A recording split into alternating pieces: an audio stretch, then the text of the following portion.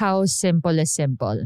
2 counts, 4 counts, mga ganun po. Repetitive movements. 150. What? Wow! Are you serious? 150? In one class? In one class. Doon talagang pinapangalanan mo na. Eric! May Oh, diba? literal call out na po.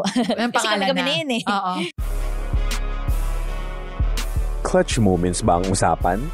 Whether it's on the court or in the game of life, hihimayin natin yan. Kasama sina Eruption at si Denise Tan. Tara at pag-usapan ang mga make or break stories dito lang sa Clutch Talks. Powered by Sports Plus. Easy lang. Welcome back to another episode here on Clutch Clutch Talks. I'm Eric Eruption Tai, and I'm with... Denise Tan, and today we will be talking about something new, a different kind of sport. Actually, a first time we've had this Yes. conversation that Oo. we're about to have. Oh, we will be talking to a dancer today Right? who will be teaching us about the... First time ko lang madinig kasi yung yung dance hall dance na hall. genre. Oo. Pero I've seen, and I had a look, she does all styles. Mhm. So parang versatile siya. But it gives also, I want to know, like, in social media ngayon, online, how do you express yourself? Like, there's different forms of expression. Yes. And in dance, there is a lot. So me, also being a little bit of a TikToker, I mean, I've been dancing all my life and I've competed, but man, it'll be awesome to ask someone, some of those questions and how they actually started and how they thought na, ito ang daanan ko. Mhm. This is where I'm gonna go. So, did you ever dance much in your life? Alam mo yung sinabi nila, dalawa yung kaliwang pa ako, that term? Yes. Akin 4. Pati yung kamay din. Oh, talagang ganun lang. Saliwang-saliwa talaga eh. So, yeah, I think I express myself through what I do now on cam. So even if I, have to talk about serious stuff, pag medyo, if there is that maybe 3-second where, everybody can breathe and say something, tas yun na yun. You'd see my personality in that way. Yung dancing, ibigay na lang natin sa ating guest. Yes. Okay. Ladies and gentlemen, let's welcome Trisha Martin. Woo! All right. Oh, so, okay, Trish, we really want to find out, like, how you started. When did you find out also at a young age na ito talaga ang magiging blueprint mo sa buhay na magiging dancer? So, please take it away. I actually started dancing po like in our house, in our streets kapag mga fiesta, ganun. And I would invite my mga neighbors to, tara, gawa tayo ng dance. Tapos ako nag-head. And How old were you then? I think I was 13, 12. Tapos mga nakita ko sa YouTube. I just copied them until I came to high school. And then there's a dance team there. And I was like, paano kaya pag sumali ako dun? So it started with a try. So until dire-diretso na hanggang sa when I entered college, I saw a program na I can get in scholarship in UP. That's why I got into UP po because of dancing. Okay, but let's back up a bit. So, yung sumasali ka sa mga fiesta, you were 13 years old. Yeah. Pero yung mga younger days mo, meron din bang experience na sumasayaw ka na maybe for your relatives, mga ganyan? Yes, hindi naman mawawala yun sa mga birthdays. Happy birthday. Yes. So, grade school, were you part of a dance group na rin sa Not school? yet po kasi parang our official dance team nung high school when I was young was high school talaga. Mhm. Wala pa in grade school. So I was like admiring them pa lang. Okay, and then you saw a scholarship program sa UP. Yes po. Before you saw that chance, ano dapat yung path mo? What did you want to be? I'm also po interested in arts and specifically in architecture. So yun talaga yung parang let's try this. Yun po talaga yung nasa first choice ko when it comes to my school, like yung course. Okay. And then I tried nga, what if I still pursue dancing? Kasi I feel like if I pursue archi, medyo mawawalan ako ng time for dance. But still there. Pero I just shoot my shot for the dancing to mapagsabay siya with the school. So, anong possible naman siya. reaction ng family na, wait, sorry. So when you were in UP, did you still pursue architecture or? No po. Kasi parang when you're accepted in the program, parang the priority was to enroll you to human kinetics kasi nga po, varsity. So that's the first on the list. So I tried naman, I enjoyed, and I found my way. Parang kasi now po kasi I'm teaching na, so it's still connected through my course. That's amazing. Because how do you balance your time now? Like with dancing, your own, you have a crew, you have a group, yes. right? What's the name of the group? 18 po, 18 Philippines. And how have you guys performed so far? We've been performing now po. Meron po kaming 2 international shows. Performance. Oh, so ibang level na. Yeah. So okay, so this is no just local. You guys are gone to the next level internationally. Have you guys competed? Yes po, in hip hop. And how has that been locally and then internationally? It has been crazy journey po, just like any other competition. Same jitters, same kaba, and of course it's not always winning, and sometimes you learn from not winning, and it's okay. And yun po yung maganda dun eh. The journey, not the actual. Well, it comes on the second, but the first one for me is the journey, what you've learned while training, with your teammates, ganon. Okay, but speaking of journey, again, no, kasi pinag-uusapan natin yung college days mo, doon ka talaga nasali sa, doon mas naging serious yung dancing. Sila rin ba yung mga kasama mo sa A-Team? And can you tell us paano nabuo yung grupo na yun? I first joined A-Team before I went to college po. So, I just went to UP and then stopped muna A-Team kasi college life. So, I have to focus with the school first. And the team kasi is, when you're in a contract, kailangan parang sila lang yung nire-represent mo. So, I had to stop the A-Team first, which is okay lang naman po kasi 5 years, not really long enough to wait. Ganun. Tapos, my teammates are not the same po since mostly of A-Team is composed of different people. Hindi po sila lahat students. Some are working. Meanwhile, in UP Street po, in UP, almost on my same age. Kayo lang. Pero yung A-Team na yun, did they reach out to you or? I auditioned po. You auditioned. Yes. Tell us about that. I came to A-Team po watching them lang sa TV kasi they just won sa Hip Hop International eh. Tapos parang sabi ko, try again. Tapos, I came there with my mom without knowing anyone, just the coaches ko. And then, I made friends lang all the way with the training until hanggang ngayon, I found my friends, my best friends, my lifelong friends from A-Team. Was it a tough procedure going into sa audition? Anong pinagawa sa'yo? Like, actually, the audition for me is not really hard. I think the training was hard. The audition is they teach you a piece from how they choreograph in A-Team, and then the second po is you dance on the your spot. own. Tuturo ka? Yes. Ituturo? Wow. For I think an hour, and then you're gonna dance it right after. Gaano katagal yun? Yung sayaw, yung dance, choreography. I think is it like 40 seconds, so a bit long. It's a bit long kasi you're gonna learn it for an hour lang. And then you're gonna present it right away. Yeah. At 110%, like, yes. right? With expressions, lahat na yan. Ano yun? One and done ba yun? Yes po. So you get one chance lang? Yes. Ilan kayo nag-audition that day? At my time, kasi we have 2 audition days. First audition day, I auditioned there. I think we were 100 plus. How many? 100 plus. 100? Like 120. And then ilan yung kinukuha? Usually po around 50, 60 from both days. So I think nagdo-double up yung same amount ng people. Okay, audition. so from let's just say 200 na tao, they get 50 or 60 and then sasalain ba ulit yun?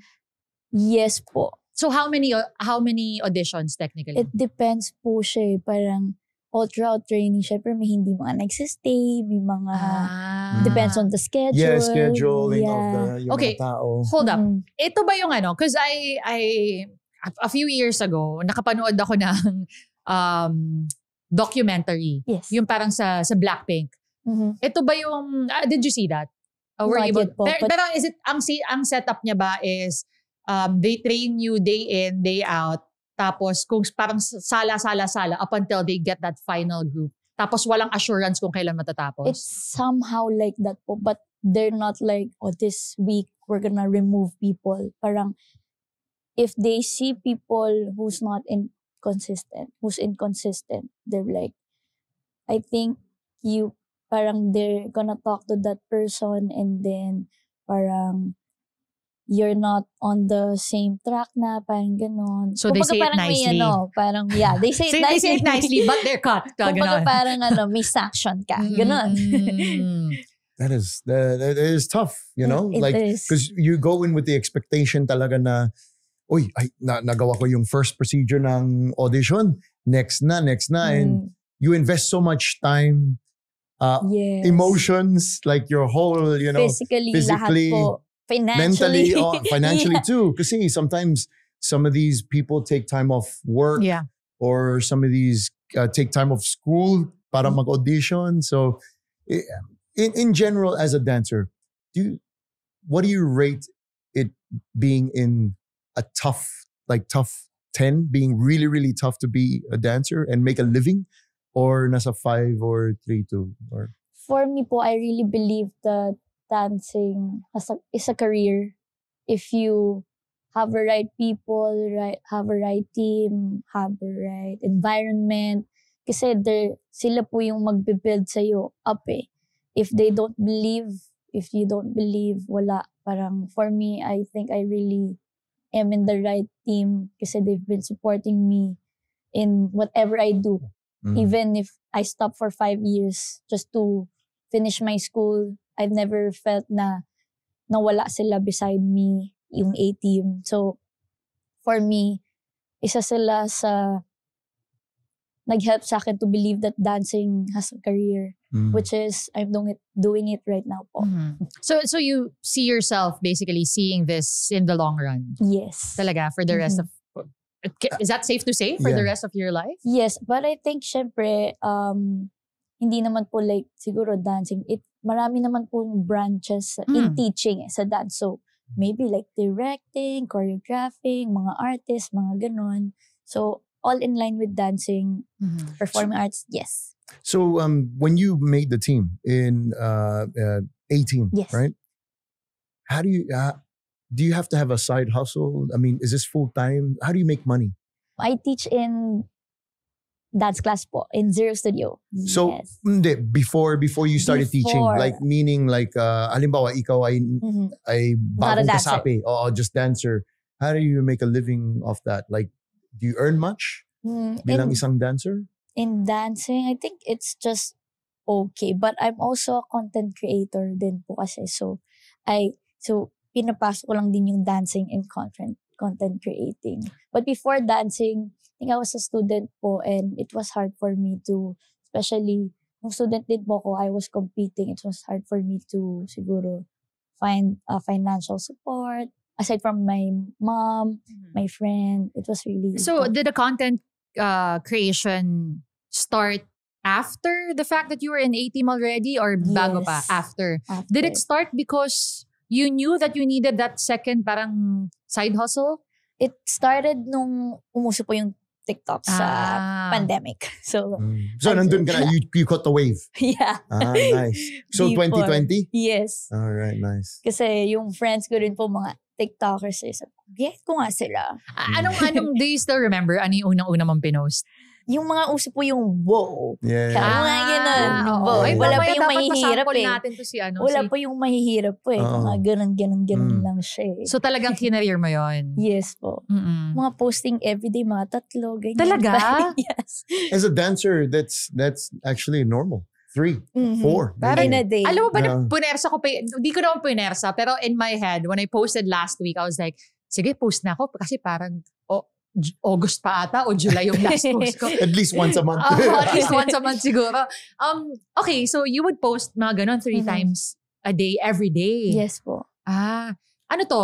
Hinahanap mo ba yung mga trending sounds o Yes kung ano po. lang feel mo? Mix po. Kasi I'm also experimenting on my side din like as a how I build choreographies, gano'n. But syempre hindi po mawawala yung mga trends. Ano yung I guess, pinakamalaking trend that you hop on? Yung last year po, I created the choreography in Lagabog. Yes. Tapos, hindi ko po ina-expect na mag-blow up siya kasi as in, napakinggan ko siya nung nag-gym lang po ako. And then, I tried choreographing. Tapos, tinry ko rin po siya in class for the first time. I think that was like 40. Marami na rin po. But, hindi ko rin po in-expect nung in-upload ko siya. Biglang naging 1 million views. And then, biglang umattend yung mga Beanie. I was like, what's this? Oh, really? What's this? So Beanie came Yes. to your Yes. class? Wow, how did that feel? Kumusta? It was crazy. Actually, yung iba po sa kanila friends ko, but hindi ko rin po in-expect na magka-class sila sa akin despite their schedules. Like, biglang nag-message sila parang, wag mo kaming papagurin sa class. Ko, huh? Class kayo? Yeah. Oh my gosh. Tapos after nun, dire-diretso na po yung pag-blow up nung dance. Kailan nila sinabi sa'yo? Kailan sinabi ng Beanie na attend ako on this particular day? On the day lang On the po. day itself. Okay, so the choreo that you had for that day, for that class, did you have to change it, tweak it a No bit? po. Yun na yun. Yun na mismo. Yun na yun. And they wanted to learn that one. Yes. Wow. And they killed it. Galing. Gaano katagal? Yung pagturo mo sa kanila and then right before recording that video? Yung class po kasi is 1 hour and 30. So, and then yung video na po yun, pinili ko po sila. And I was like, galing nyo naman, guys. They picked it up quick. Yeah. May They mga ibang actually did that. students din sa class Yes bukod po. sa kanila. Nagulat din po yung ibang students ko. Na magaling pala sila talagang. Nakasabay sila sa choreo. Kasi some of them, syempre, hindi rin po nila in-expect na akala nila mga madadali lang yung mga inaaral ng mga most of the people, but they're actually good dancers din. I have a question. Sorry, kasi kanina nung pinag-uusapan, ini-intro ka namin ni Eric, no? We said that you dance, yung tinatawag na dance hall. Yes. Ano ba yung dance hall? Kasi ako, alam ko lang nun, ballet, yung mga interpretative dance. Yung, Yes. Ano ba yung dance hall? Yung dancehall po kasi, when you see it, parang, yun pala yung dancehall. But dancehall is also a culture din po. Medyo malawak din po siya.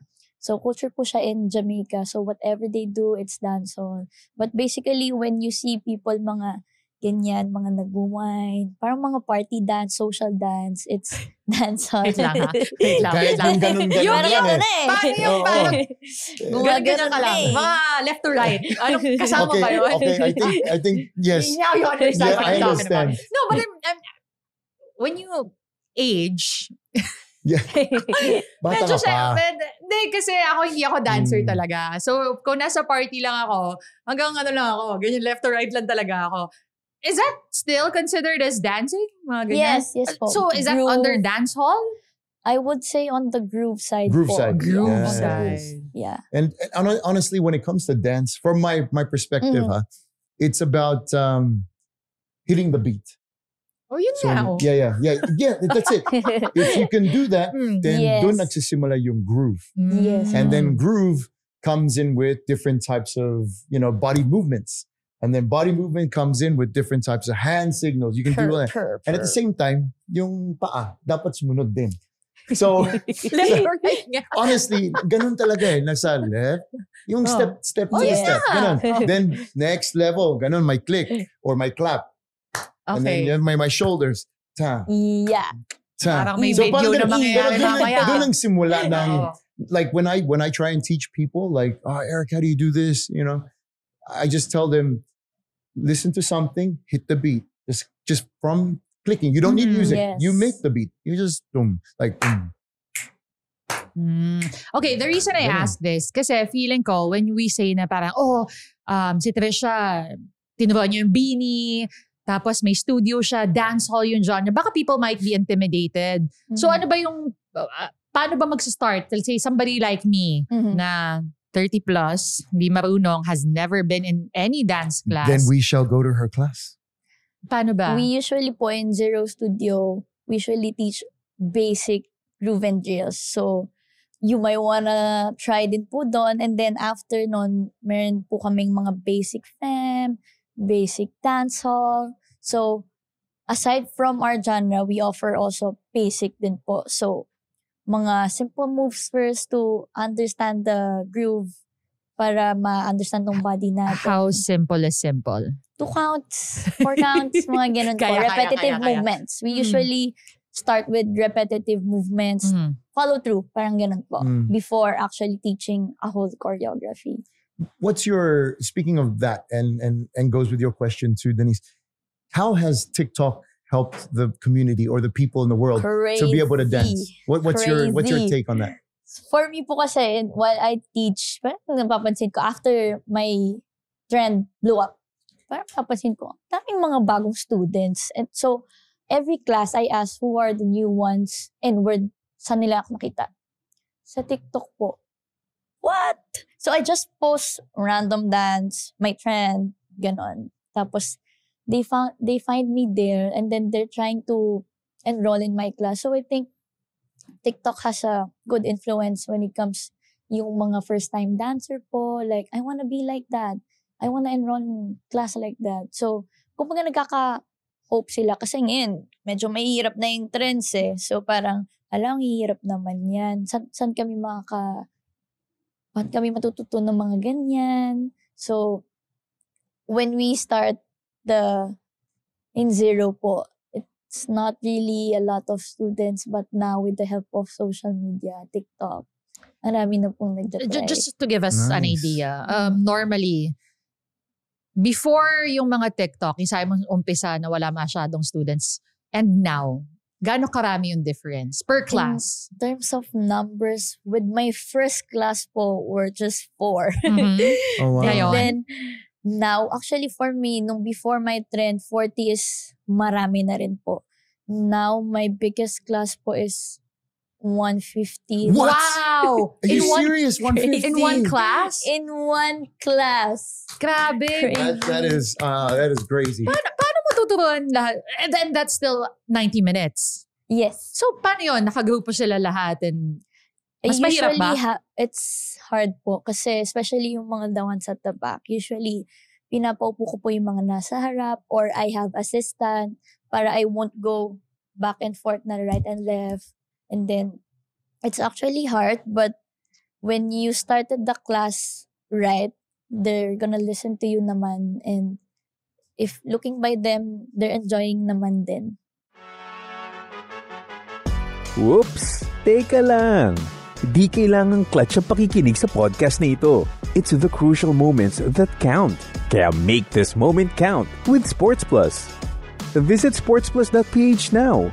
Dahil easy lang ang mag-sign up. Huwag ring kalimutang mag-like, follow at subscribe sa socials ng Clutch Talks. Laki na studio nyo, no? 150. Yeah, I was going to say, Oh. you know what? Congratulations to you. Thank you po. Because I've been a dancer ever since I was a kid then. Yes. And then going to training classes, having classes. I did from salsa to capoeira, breakdancing, all of it, crumping, lock and popping. Paano yung crumping? Yung parang galit ka. Galit ka sa mundo. Okay. You know, parang ganon. Yeah. It's a lot of, it's a way of an expression. Mm-hmm.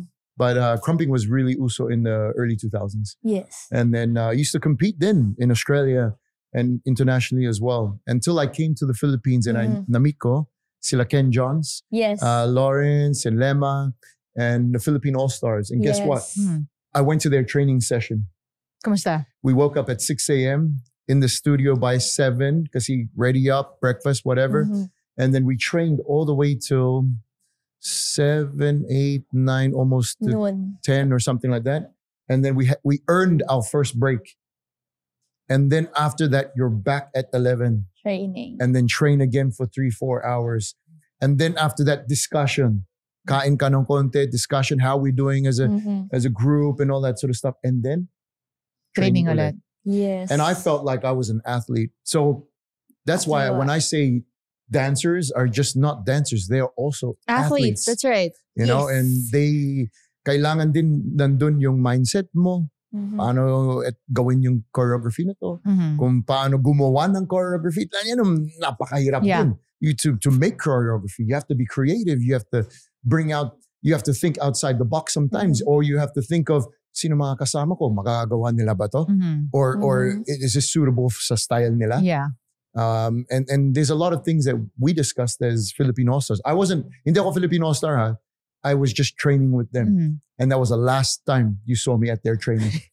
Honestly, it was so mahirap talaga. It's hard. It's really, really complicated. Maganda yung pagka-breakdown ni Eric about yung schedule and all the work that you have to put in. And I'm sure you can relate. Pero meron bang times also na, alam mo naman, minsan hindi aware yung mga tao na ganun pala siya kahirap. Yung sasabihin na happy-happy lang naman kayo dyan. Sayaw-sayaw lang naman kayo dyan. Meron bang, may experience ka ba na gano'n na parang hindi kayo masyadong sineseryoso? Wala naman. But sometimes nade-degrade din po kasi yung mga dancers. Parang, like, kunyari, in a gig, like, basic needs, like food, sometimes they don't prepare like that. So, in terms of like that naman po, ganun lang. But like, verbally, for my end po, wala naman. Oh, that's good. Kasi diba parang, I remember, I think I spoke to somebody before na they're into gaming. Tapos sinasabi, kasi laro-laro lang naman, happy lang, pastime mo lang yan. And then look at esports now. Oh, esports is crazy. That's also an avenue that I went through. And yun na nga, I know the ins and outs of that. So I was thinking baka sa inyo as professional dancers. But I have a lot of friends po, dancer friends na talagang naka-experience din po ng ganon. Especially, I'm speaking for the gigs po kasi talaga. Kasi yun talaga yung medyo mahirap sa dancer. Like, going through the career, syempre you started sa gigs like that. Sometimes, ang in-offer lang mga XT. I mean, it's good, pero in the long run, if you're going exposure can only get you so much, diba? You have to eat. Wow, so ganun yung Yeah, take us through some of the gigs that you've done na sobrang hirap.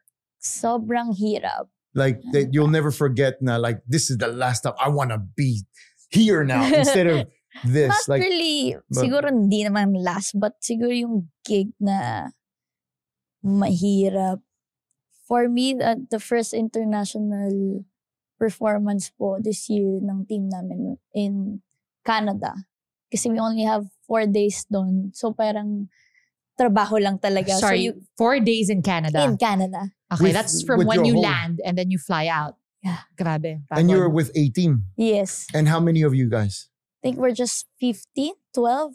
12, 15 people. Yes. How did you guys bring or raise the money to go there? Was it by the A team that provided the tickets? It's from the organizer po, since it's a gig. The hard part was there yung pag-adjust nung katawan. Jet lag. Ah, yes. Kasi parang we only have overnight. Kasi nung pag-land po namin, we trained pa. We block at 1 a.m. Oh, wow. And then the next day, performance na. So parang, hindi ko na malabanin yung jet lag ko. Wait, sorry. So let's say nag-land ka ng Sunday night. Gabi ba kayo dumating? Yes, Sunday mga night. 7 p.m. Tapos nag-training pa kayo hanggang 12 to 1 a.m. Yes. 1 a.m. And then the following day, Monday, would be the competition proper. Yes, but it's just a performance din naman po. But we also treat yung mga performance just like the competitions. So wala talagang wala talagang pahinga sa katawan. Yes. Okay. That actually, you know what? That is mahirap. Pero ibang level yan, ha? Sa Canada ka nag-perform. Oo nga eh. Pero, yeah, you know what? I know that it's intense. I've done that before and sometimes it's the schedule ng organizer na ito lang ang pwede mong time on stage, rehearsal time and stuff like that. But how fulfilling was that being in Canada? It's crazy. It's my first time po to dance a performance with the team outside of the country. But they've been doing it ever since 2011. Ako first time ko po. And galing. it's really fulfilling for me na it's really just about the timing eh. For me, if you have a dream in dance, parang, let's say, I wanna dance at the stage, I wanna perform with the greatest artists, you should believe in that. Kasi when you believe, you're gonna make it happen. And hindi man ngayon, but it's gonna happen anytime soon. So for me, just about timing. Like before I started the team, I was just watching them performing sa ano. Now I just did my first and I'm gonna do my second this next month po in China. Where? China. Well, We're the same team congratulations. Same. Pero Galing. I love that you said that, Trisha. Kasi ako, I truly believe for everyone, not just athletes, you have to believe it first before you do it. Kasi ikaw pipigil sa sarili mo kung hindi ka naniniwala and if you're doubting yourself. But I wanted to go back dun sa performance niyo sa Canada. Yes. Na sabi mo parang dream come true para sa'yo. May na-unlock ba na bagong dream or bagong goal after mong ma-reach tong current dream na yon, yung performing there in Canada? I think yung next dream naman po for me is to, again, win. Hindi na mawawala yun. Win with the same people na I've been training since, I think I started in 18 when I was 15 and I'm 24 po ngayon. So, I think I want to share wins and other stages naman po with the same team that I've been training with. So, same lang, same goal. Is it a mixed team, right? Yes, Boys po. and girls? Yes. Oh, that's Students awesome. and working. Wow. How's your relationship with your team? It's really, we're super close po kami talaga. As in, we're really like a family. Kung sinasabi nila, parang dancing team, you find a family with the team. It's sobrang true po nun kasi kapag may birthdays, we all go to each other's birthdays. Kapag nung pandemic po, kami-kami lang po yung nagsasama-sama. We go to our studio to create content. So talagang my A-team is a family for me. Tsaka, gaano kadalas ba kayo mag-training? Araw-araw, no? Regular training po is twice a week. Kapag twice a week. may concert or competition, every day, even Saturday and Sundays. Wow. So, talagang nakikita po talaga. Hindi po namin namimiss ang isa't isa kasi everyday kami nakikita. So itong next question to follow up on that is medyo mahirap sagutin pero I have to say it, family fight. Yes. How do you deal with yung mga, ayoko yung choreography na yan or but ikaw yung laging gumagawa ng choreography or speaking of experience kasi or like or lagi ka na late or anything just like all those simple things like this. Or hindi ka dumating sa training kasi sinabi namin, we have to train for this.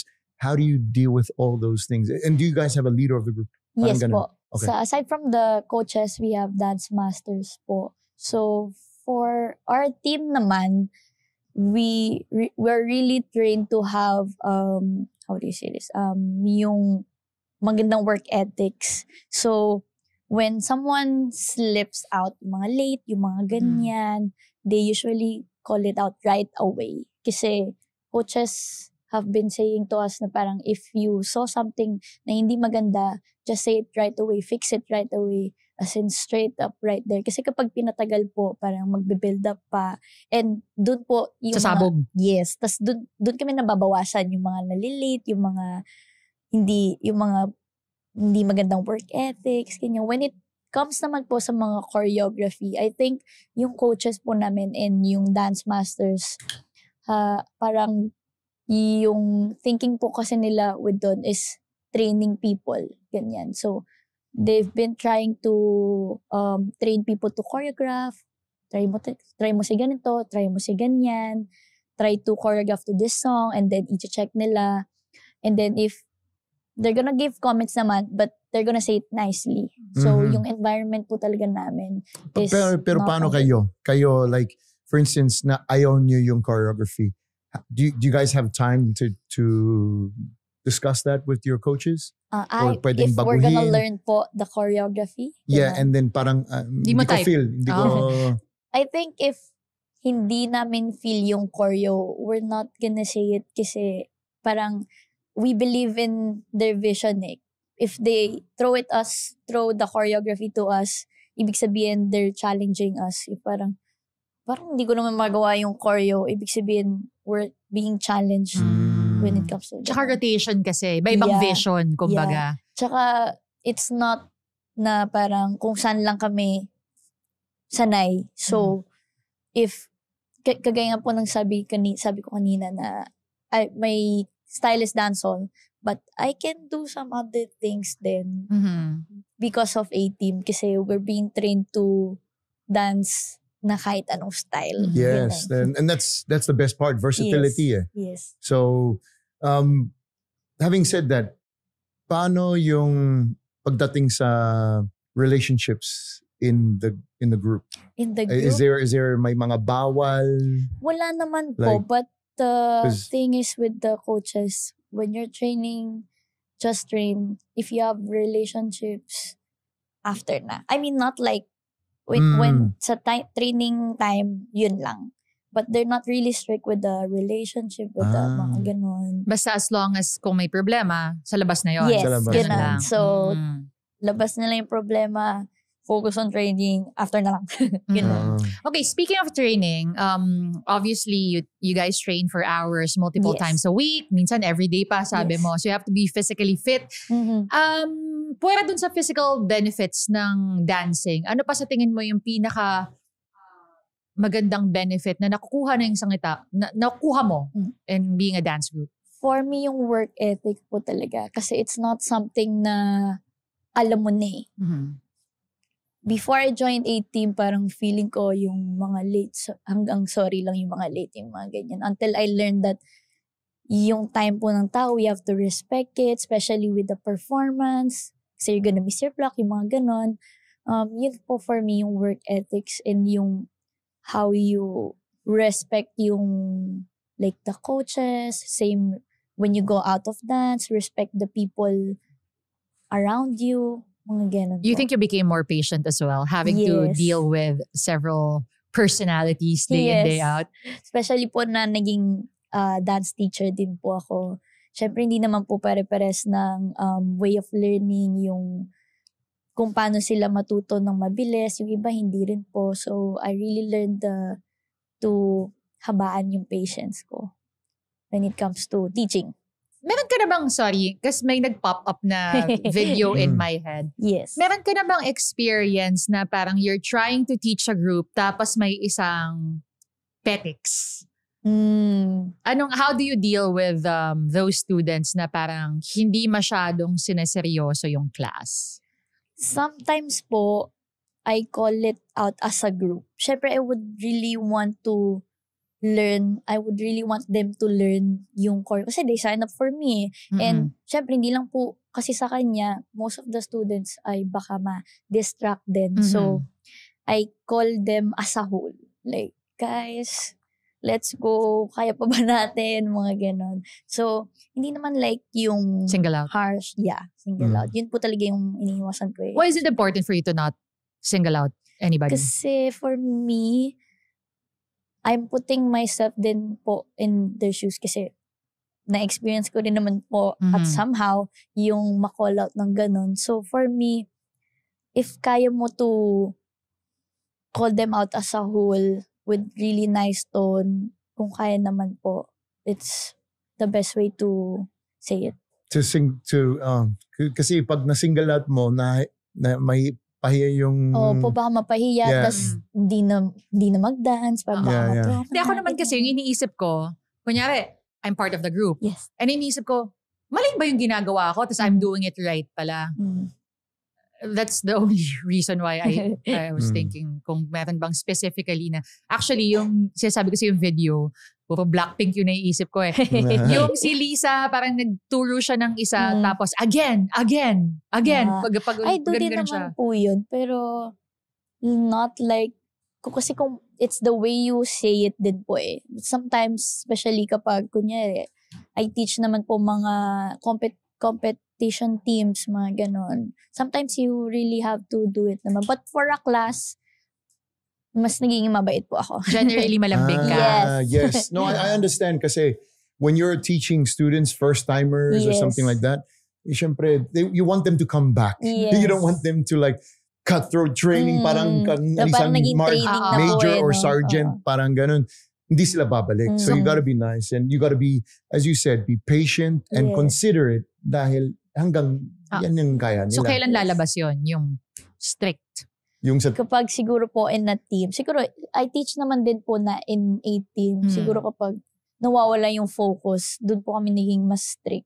Kasi syempre, training in a team is tough. Kasama po yung mga ganun. So doon ang naninita ka na. Kayo na lang yun, di ba? Doon talagang pinapangalanan mo na. Eric! May diba? literal call out na po. Yung Kasi pangalan kami na yun eh. Oo. family naman eh. So, Yes. but how do you deal with like yung mga may attitude? Yung mga Or ganun. yung mga, or how do you, like, for instance, sometimes, hindi maiwasan, may mga tao na they think they know everything. How do you say it in a nice way or something to kind of, sometimes po, if not in the right away, yung katulad po ng sinabi ko kanina, sometimes on a simple conversation, parang parang sumusobran tayo.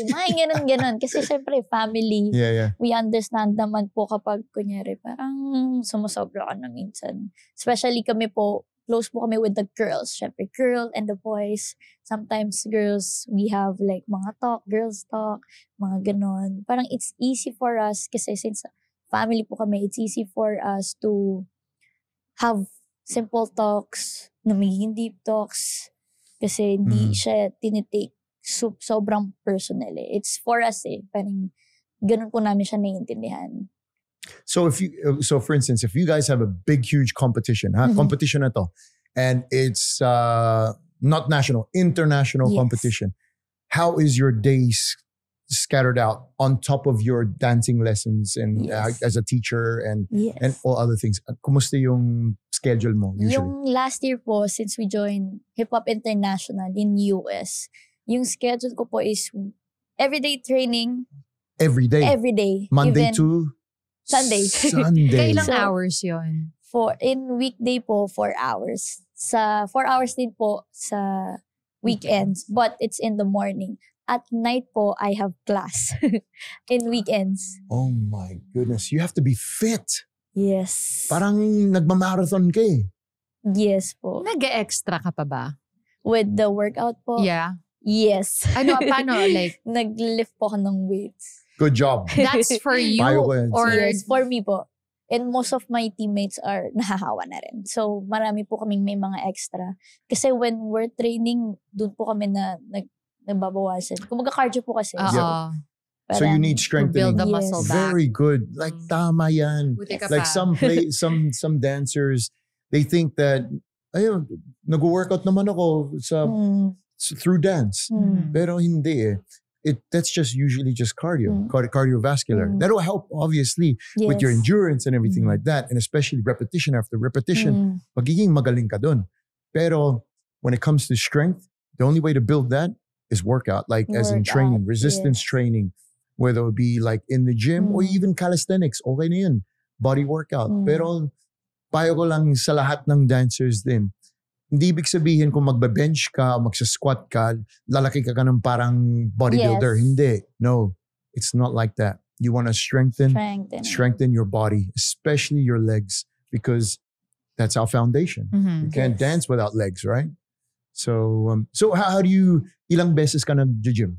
I think kapag I adjusted po, kasi since we also have workout sa team, ina-adjust ko po siya kung kaya ko pa ba. So I think twice is good twice a week yung lifting. Aside from that, every day. Pero most of the weeks, wala na rin. Kasi kapag may competition month po kami, talagang ganito po yung itsura namin. Sobrang payat po namin lahat. But what do you do, Trisha? Kasi parang, the way you're describing your weeks, end to end, no? Monday to, start to finish, Monday to Sunday. May time ka pa ba for you? Like, when you're just hanging out by yourself, ano ginagawa mo? Kapag po may competition, wala talaga. Wala talaga. Matutulog, mapapahinga, pagising mo, ligo, and then training. Anong pamparelax though? Kasi hindi naman pwedeng, 100% all the time. Sometimes po, we hang out after training. Yeah. Kung kaya like, pa, kain before, lang. kain lang. a team, gano'n. Para lang maramdaman namin na we have a life We're outside human. dance. Okay, pero kung hindi competition mode, let's say yung twice a week na Yes. what do you do? I do, aside Salon, from mga ganun? working out, mga gano'n, I run din po. Kumbaga physical activities pa rin. Wala ka talagang pahinga? Wala po. I love it. That's my girl right there.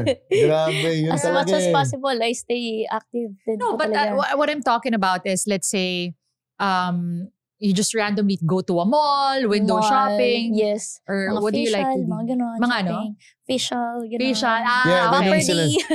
Yan yung sinabi ko na salon. Like Yes. hair, Mm. eyelashes, and all that sort of stuff. Para That's, ma-relax naman po. Minsan Massage? din yung, yun din po Yes. yung bonding ng team namin. Tara pa, massage. Or KTV. Kakala ko kayo nagmamasahihan. Uso sa teams yun eh, di ba? Opo. Na kayo-kayo na. so what do you think is the greatest achievement that you've had so far as a dancer and as a coach? I think the Or- greatest, thank you for the wonderful question po. Yeah, right? The greatest achievement that I have po, siguro it's not how many performance I had. It's not how many gigs that I had, numbers of the student I had. For me, it's the relationship that I built po all throughout with my coaches, with my teammates that became my best friend, with my family. So I think that's something I would really treasure. Kasi yung mga class na yan, yung mga numbers na yan, it's not really high eh. Gumaganon din po siya eh. Yes. So you have to accept that na it's not always on top. But the family that you built, the relationship, the best friends that I have, it's di nawawala eh. It's something that you would cherish all throughout your life eh. I love that because you just said that. I mean, dancing in your perspective, Yes.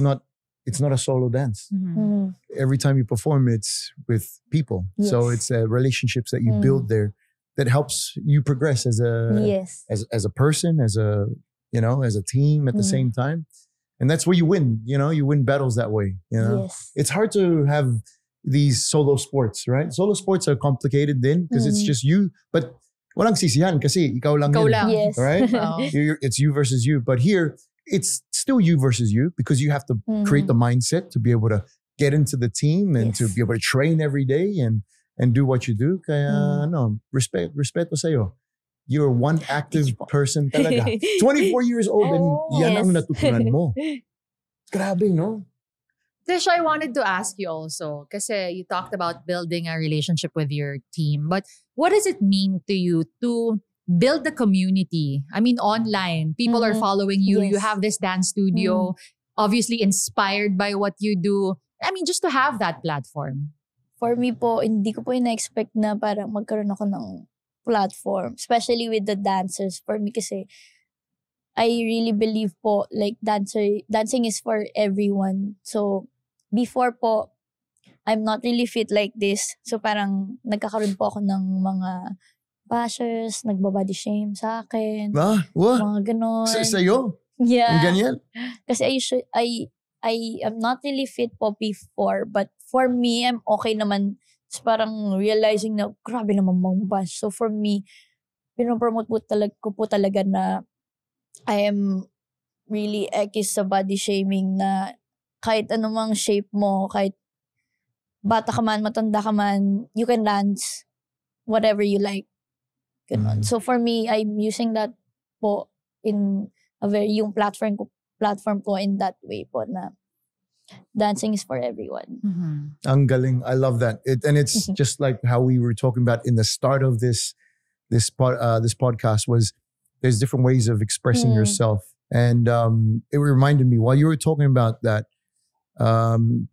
in 2014, 13, Yes. I started this trend called the big boy dance. Mhm. And it was getting trending on, one of the biggest trends back then, Beyonce.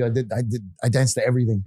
And it was me with 4 little XP Jensen dancers. Yes. And they're like 5 foot flat. Tapos ako 6'2". So we called it the big dance. And one of my favorite sayings was, don't care about what other people Yes. say. or think about you, whether you're big or small, just dance. You know what I mean? That's why we call it the big boy dance. And ever since then, talaga, I kept on doing it. But lo and behold, 10 years later, or 8 years later, there would be this app called TikTok that will come out. Yeah. And I jumped on 2019 before pandemic. So because the complications back in our day to create music and or to dance to music and upload it was very hard. Ang ginagawa namin was we'd play it, make sure na naka-play sa side. We naka-camera din. And then you have to make sure you get it right, syempre. And then after that, i-edit mo pa. Tapos ipatong mo yung music, sa pag-edit. And sometimes that takes a while to adjust and to find the right music and the right file. And then when TikTok came out in 2019, it was like, ang dali pala. Play the music, just record and post. So that's it. And that to me, you know, and having said this, is 2019 when it came out, it changed the whole game of dance. From editing, from being a dancer, from creating choreography. Sometimes you don't even need to create choreography na yan. Papanood mo na lang. Panoorin mo lang. O sige, gagayan ko to. Kaya lang, nanood ako. 3 beses ko na inuulit, di ko pa rin gagayin. And then so next na lang. Next na lang. Sige na nga, doom scroll na lang ulit. But yeah, no, it's great to see young dancers ngayon. Like you're 24 and I'm old school, you know, so to carry on the love and the passion of dancing, no matter how big, small, chubby, or kung ano man, matanda or bata, just dance. Do your thing, you know, yung sinasabi ko lately is, do your thing, kasi ting-ting. Do your thing. Mamaya magde-demo kayong dalawa. Pero hindi, tayong tatlo. Yes. Matakas ka, ha? Simple ka pa dyan. Bakit pati ako? Oo, sama ka sa TikTok mamaya. Teka lang, balik tayo sa usapan. Just to, again, wrap everything up. Ano ba yung gusto mong siguro ibigay na mensahe for all dancers, aspiring dancers, yung mga nagpo-post online na nakakakuha rin ng negative comments, yung mga natatakot mag-post dahil first-timers, mga kinakabahan, what do you want to tell them? For me, yung nafe-feel ng mga, especially with yung mga main bashers po, yung mga nafe-feel nyo na nasasaktan, it's super valid. You don't have to sugarcoat it na parang hindi ako na-affect. Been there, that valid yun. But you just have to have the right people to support you. Kung wala, you should believe yourself. Number 1, believe in yourself. Number 2, whatever you wanna do sa life, just do it. Nike. And then number 3, keep your dreams alive. Huwag nating siguro, don't lose hope. Sometimes we lose, but it's there. Keep it alive. And for me, those 3 things, you will go a long way. So, keep your dreams alive. I love it. Po. Believe. Yeah. Ano nga yun? Dream, believe. Survive. Dream, believe, achieve.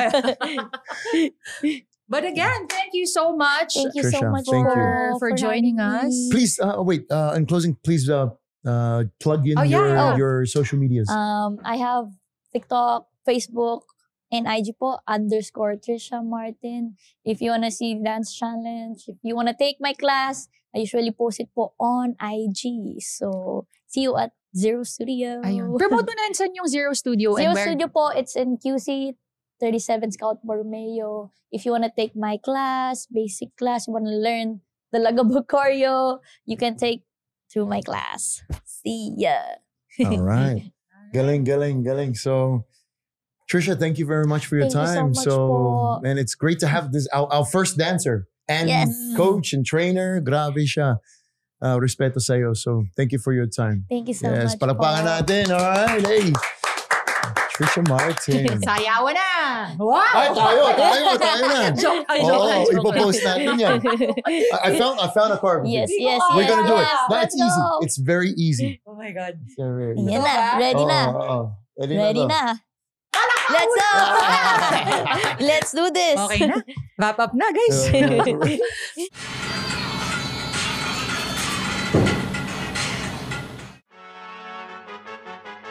Whoops! Teka lang! Di kailangang clutch ang pakikinig sa podcast na ito. It's the crucial moments that count. Kaya make this moment count with Sports Plus. Visit sportsplus.ph now. Dahil easy lang ang mag-sign up. Huwag ring kalimutang mag-like, follow at subscribe sa socials ng Clutch Talks. Sayawan na. All right. So after Trisha's, having that moment with Trisha, how do you feel about dance now?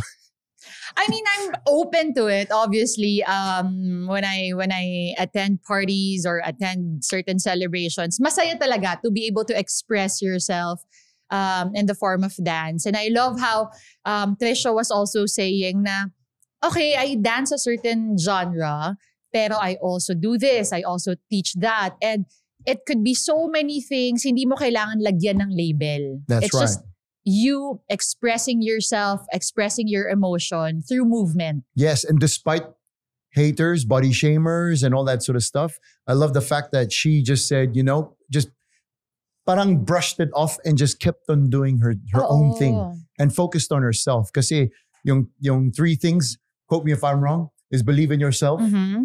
And second is keep the dream alive.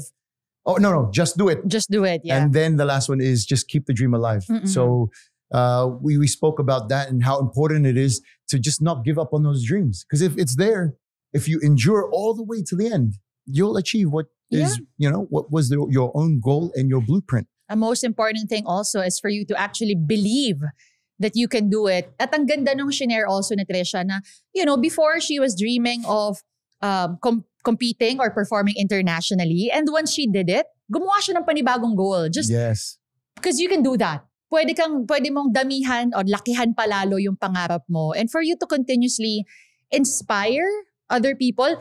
Sabi niya, di ba, nung first class niya, 4 lang daw yung estudyante. Up tapos until 150. 150 na yung biggest class niya. Grabe yan. So, what she's doing, she's not just promoting, of course, good health, dahil movement nga, but also promoting yung kindness to oneself.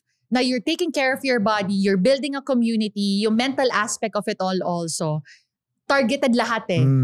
That's what she's trying to do as well. And the fact that she even looked at herself and said, I have to look the part. If I want to train people, I want to coach people in dance, she has to get up and do those early morning sacrifices at the same time, all the way, like yung schedule niya. 7 days a week, ah? I was going to say, like Monday to Sunday, 4 hours. For that's just training for the competition. For the team. Yeah, for the team. So imagine, she trains pa. And then she also coaches and teaches a dance instructor at the same time. So, man, at the age of 24, I think she's achieved a lot so far. And she has so much potential to achieve more. Diba? Napakaganda. So, Trisha, thank you for being an example for all those Gen Zs, young guns out there that are aspiring to be a dancer. But not only that, there's more to what meets the eye, right? You can be a dance instructor. You can also create choreography for big dancers. You can also create choreography for brands. Kasi mga friends ko ngayon, they, like, whenever a brand comes up, like halimbawa Nike, kailangan may konting jingle. Kailangan gumawa ng choreography. So they'll get these dancers. They say, okay, pakigawa ng jingle with the choreography and ituro sa mga tao online, sa TikTok or sa mga event. So there's a lot that you can make money out of this. You just have to be smart, just like Trisha. New skill unlock na tayo. Yes. And then set a goal na every time we do our podcast, dapat may TikTok. Oh my goodness. Thank you, Trisha. Thank you so much. Kainis ka.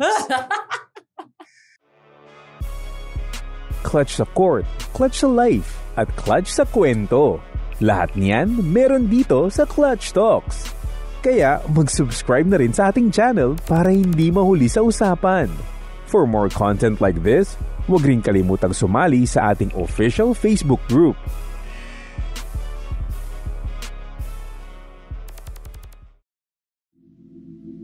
The views and opinions expressed by the hosts and guests are their own and do not necessarily reflect those of the platform. This podcast may contain mature themes and discussions. For full content and updates, Visit sportsplus.ph. Gambling can be addictive. Know when to stop. For 21 years old and above only.